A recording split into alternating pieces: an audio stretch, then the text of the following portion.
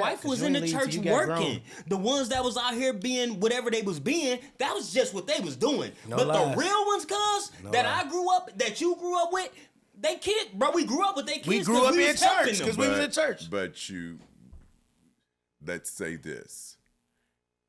I joined a community choir that will never, I would say thus far, for Detroit, I've never seen one man take 350 of us and put us in one choir. And that we were called Donald Vale's Voices of Deliverance. Yes. I got my singing debut from that. The record went gold, and my song was one of the ones that was top.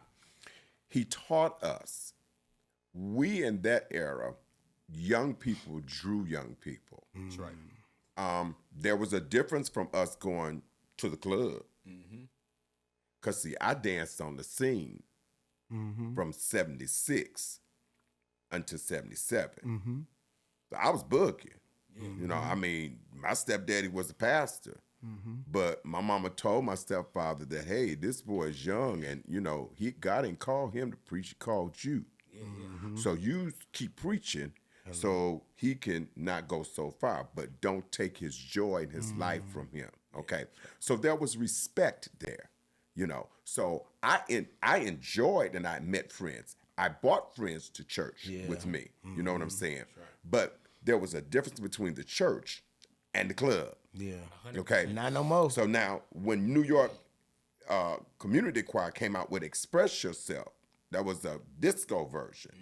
And everybody was jumping into it. Or better yet, let me go to my classmate, Karen Clark Shear.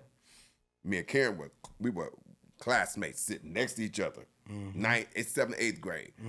They couldn't, to hear Twinkie come out with that doom, doom, doom, doom, doom, doom. Oh my God, you that's know, still we fire. Was like, hey, that's what is still this? Fire to and this then day. when we started playing it, not only did Church of God in Christ get confused with it, some of the Baptist folks got confused with it, and they was like, my mom said, turn it off.